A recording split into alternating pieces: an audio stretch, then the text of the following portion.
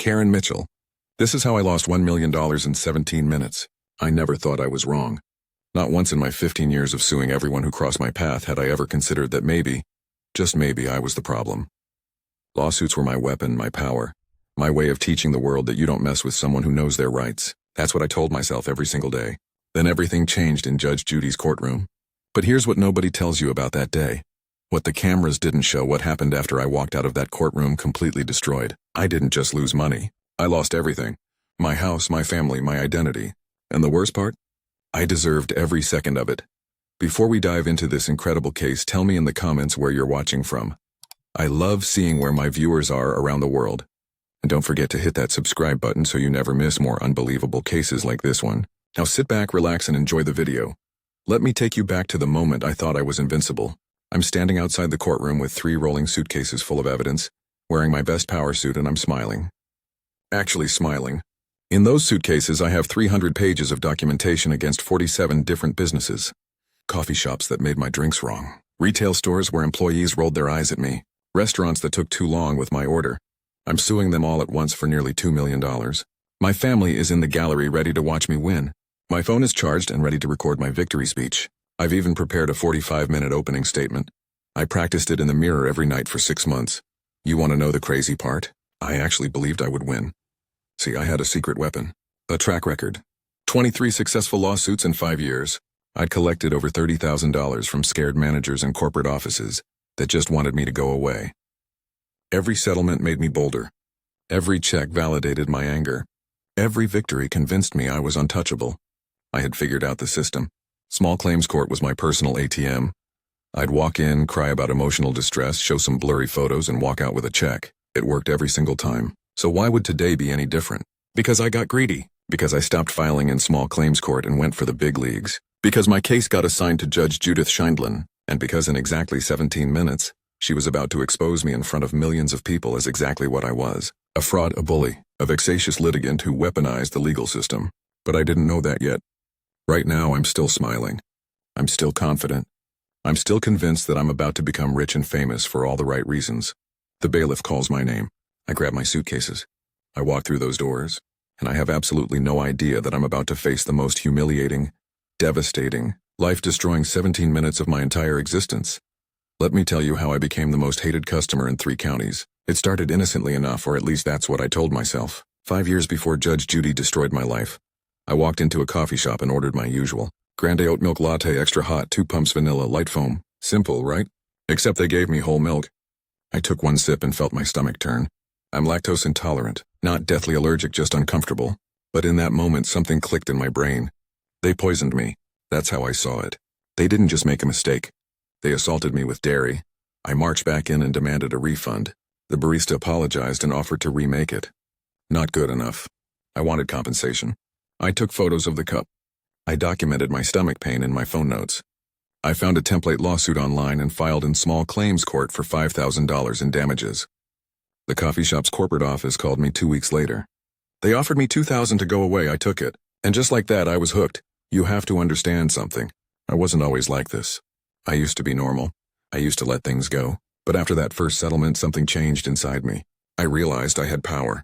Real power. The kind of power that made managers sweat and corporate lawyers pick up the phone. Every business was terrified of lawsuits. Every company had a settlement budget. And I had just discovered the easiest money I'd ever made. $2,000 for a wrong coffee order. I made that in 2 weeks at my actual job. This was effortless, so I started looking for problems everywhere. A grocery store sold me yogurt that expired the next day. Lawsuit. $3,000 settlement. A retail employee at Target sighed heavily when I asked for a price check. Emotional distress. $2,500. A restaurant took 30 minutes to bring my appetizer. Breach of reasonable service expectations. $4,000. I wasn't working anymore. I was hunting. Every interaction became an opportunity. Every minor inconvenience became a potential payday. I carried my phone everywhere, recording everything, photographing everything, documenting everything. My husband tried to stop me. "Karen, this is getting out of hand," he said after my 8th lawsuit. "You're becoming obsessed." I told him he didn't understand. I was fighting for consumer rights. I was teaching these businesses accountability. Someone had to stand up to corporate greed. He stopped arguing after that. He just started pulling away. But I didn't care. I had found my calling. I joined Facebook groups. Know Your Rights Warriors. Consumer Advocates United. The Customer is Always Right Coalition. These groups were full of people just like me. People who understood that businesses were the enemy. People who shared lawsuit templates and settlement strategies. People who celebrated every victory with comments like, "You go, girl," and "Make them pay." I wasn't alone anymore. I was part of a movement. The lawsuits got bigger. A hair salon cut my hair half an inch shorter than I requested. $1,500. A dry cleaner returned my shirt with a tiny wrinkle. $1,000. A gas station pump was running slow and I had to wait an extra 3 minutes. I filed a formal complaint and demanded $500 for my wasted time. They laughed at me. Big mistake. I sued them for emotional distress caused by their mockery. They settled for $1,200. By year 3, I had a reputation. Store managers recognized my name. When I walked into businesses, I could see employees whispering to each other. Some places banned me outright. I sued them for discrimination. I collected another $18,000 from those cases alone. Getting banned became profitable. I started going to places specifically hoping they'd refuse me service. My list of targets grew longer every month. 23 businesses. Then 31. Then 47. I kept spreadsheets. Names, dates, alleged offenses, amounts demanded, amounts received. I was organized, professional, efficient. This was my career now. My actual job was just something I did between lawsuits. I had made over $30,000 in 5 years.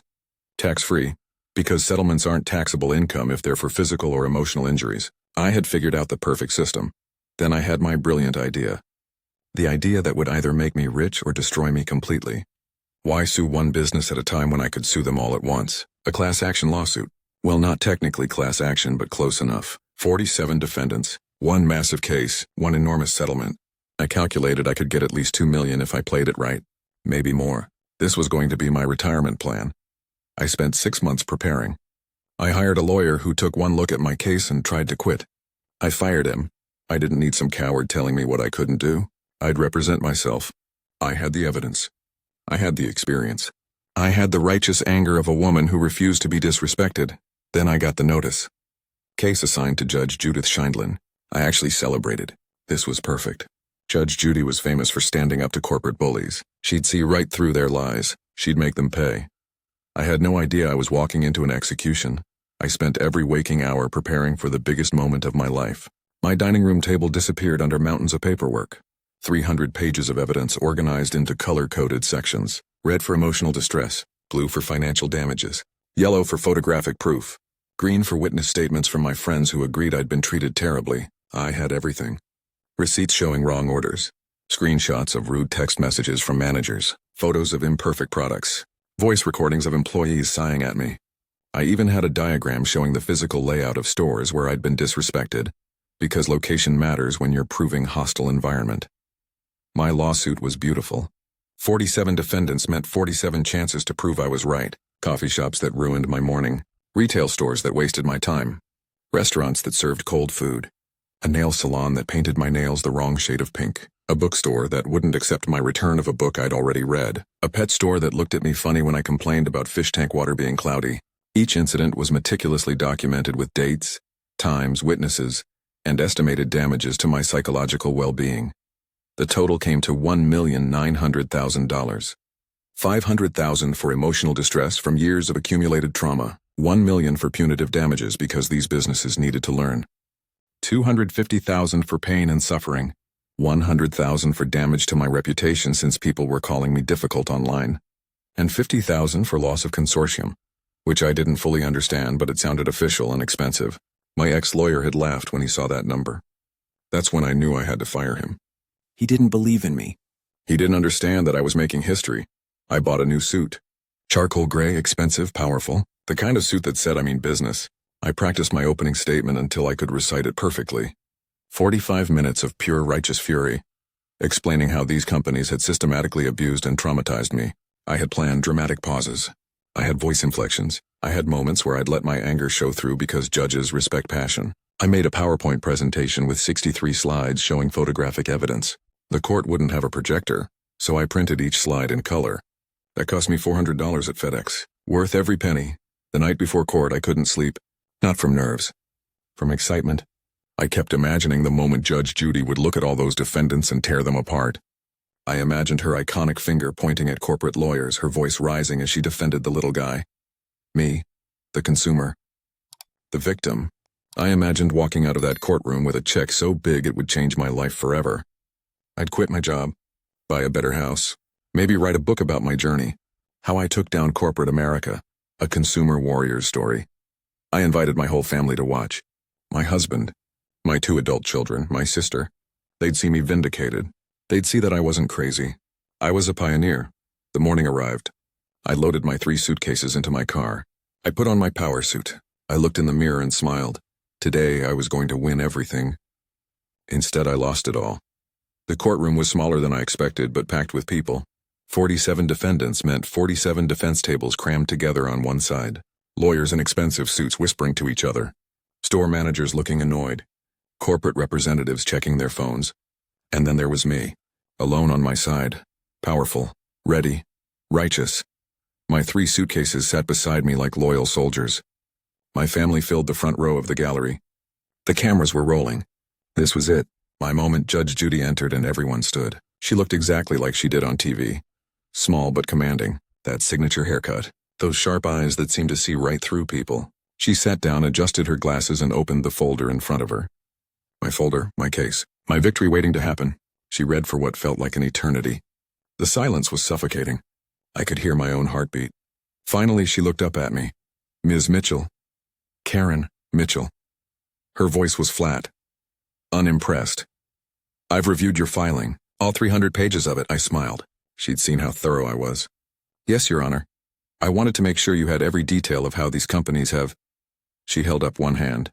I stopped talking immediately. Let me be very clear about something. I've been a judge for over 40 years. I've seen thousands of cases. Legitimate cases. Cases with real damages, real victims, real injustice. She paused. My smile faded. This is not one of those cases. The words hit me like cold water. What? No, she didn't understand yet. She would. I just needed to explain. Your Honor, if I could just present my opening statement, I think you'll see. She cut me off again. I've already seen everything I need to see. You're suing a coffee shop because they gave you whole milk instead of oat milk. You're suing a Target because an employee sighed. You're suing a restaurant because your appetizer took 30 minutes. Her voice was rising now. Do you know what that makes you, Ms. Mitchell? I opened my mouth, but no words came out. She continued. It makes you a vexatious litigant. Do you know what that means? I stammered. Someone who seeks justice? Her eyes narrowed. No, it means someone who abuses the legal system. Someone who files frivolous lawsuits to harass people. Someone who wastes court time and taxpayer money because they can't handle minor inconveniences like an adult. The courtroom was deadly silent. I could feel everyone staring at me.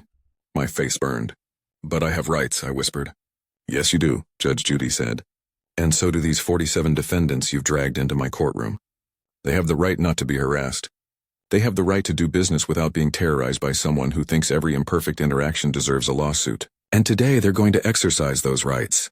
She turned to the defense tables. I understand 31 of these defendants have filed countersuits against Ms. Mitchell. A lawyer stood up. Yes, Your Honor, for malicious prosecution, defamation, and harassment. My blood ran cold. Countersuits? That wasn't possible. I was the victim. They couldn't sue me. Judge Judy looked back at me and smiled. It wasn't a kind smile.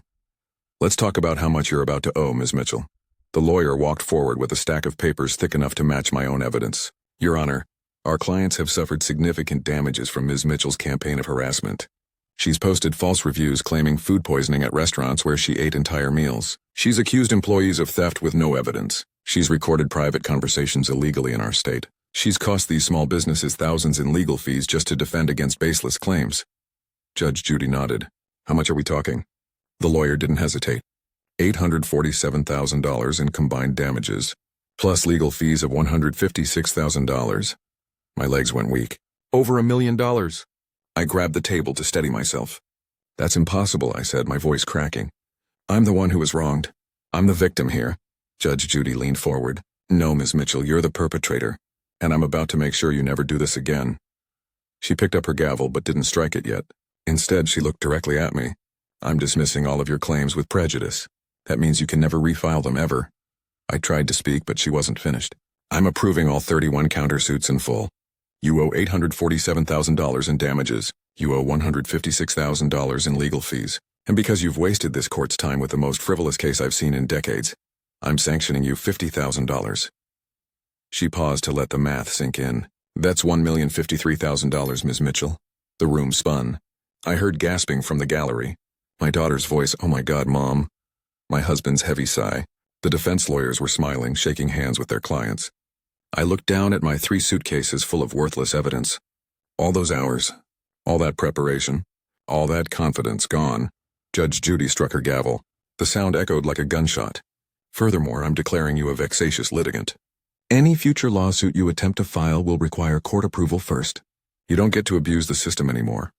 She looked at me with something that might have been pity or disgust. Ms. Mitchell, you spent 15 years thinking you were teaching people lessons. Today you learned one. Judgment for all defendants. Court dismissed. I stood there frozen as everyone filed out. The cameras captured every second of my destruction. My family wouldn't look at me. The defendants celebrated in the hallway, and I realized with absolute clarity that my life as I knew it was over. I don't remember walking out of that courtroom. My sister told me later that I just stood there for 10 minutes staring at nothing until a bailiff asked me to leave. My husband drove me home in complete silence. My children left separately. They didn't want to be seen with me. When we got home, I went straight to my bedroom and locked the door. I could hear my husband on the phone in the living room, his voice low and angry. I heard the words embarrassed and warned her and can't do this anymore. I didn't care. I was still in shock. $1,053,000.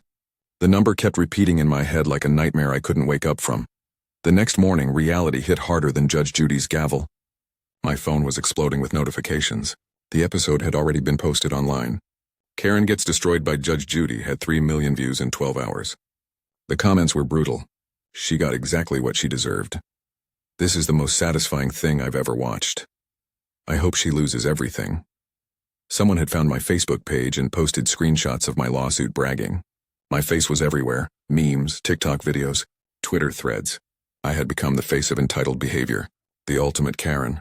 My real name attached to millions of people's entertainment. Then the bank called.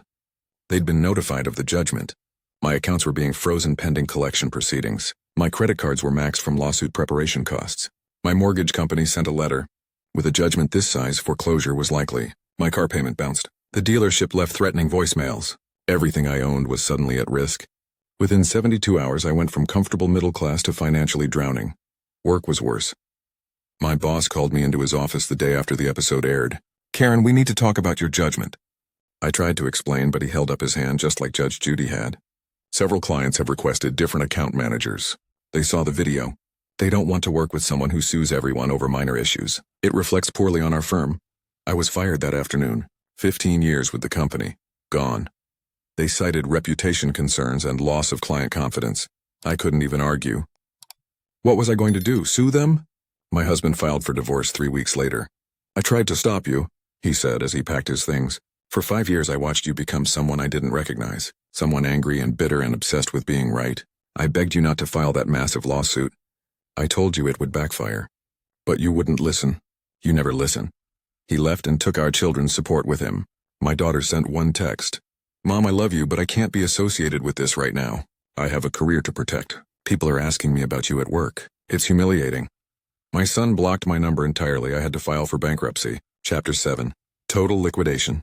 The house went into foreclosure. I moved into a tiny apartment in a different town 40 minutes away, hoping no one would recognize me. I got a job at a call center for $9 an hour. It was the only place that would hire me. Everyone else Googled my name during interviews and suddenly had other candidates. I was 53 years old, starting completely over, and paying $500 a month toward a judgment that would take me 15 years to clear. I had no family. No friends, no money, no reputation, nothing. I'd lost everything chasing something I never actually needed. Respect, I destroyed it. Justice, I perverted it. Victory, it bankrupted me. And the worst part, the part that kept me awake every night in my empty apartment, was knowing I'd done this to myself. Every single bit of it. 2 years have passed since Judge Judy destroyed my life. And I need to tell you something that might surprise you. I'm grateful. Not for the $1 million I owe. Not for losing my family or my house or my reputation. But for finally seeing the truth. I was the problem. For 15 years, I terrorized good people just trying to do their jobs. I turned minor mistakes into federal cases. I weaponized the legal system because I was angry at my own life and needed someone to blame. Every lawsuit was just me screaming into the void, demanding the world treat me special because deep down I felt completely ordinary.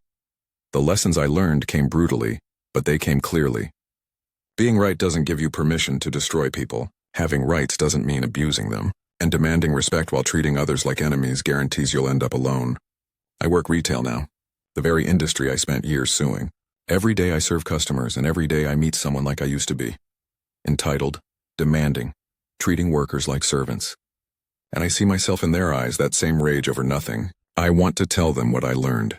That the temporary power you feel from making someone afraid of you is nothing compared to the permanent damage you do to yourself. Here's what nobody tells you about being a Karen.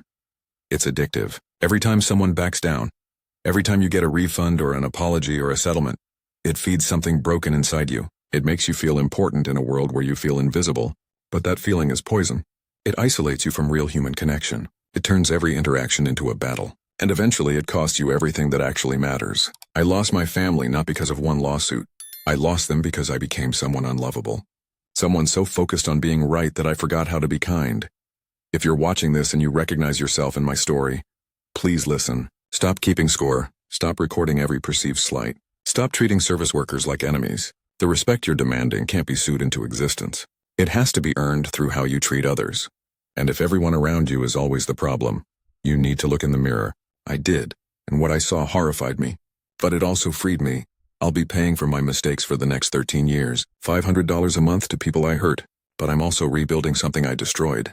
My humanity. I'm not the villain of this story pretending to be a victim anymore. I'm just a person who learned the hardest possible way, that being the customer doesn't make you right. Being humble does, being kind does, and admitting when you're catastrophically wrong, that's where real strength lives. I found mine in the ruins of everything I destroyed. And if my complete destruction teaches you anything, it's this. The cost of being right all the time is everything worth living for. Choose differently. Choose better. Choose humility before life forces it on you the way Judge Judy forced it on me.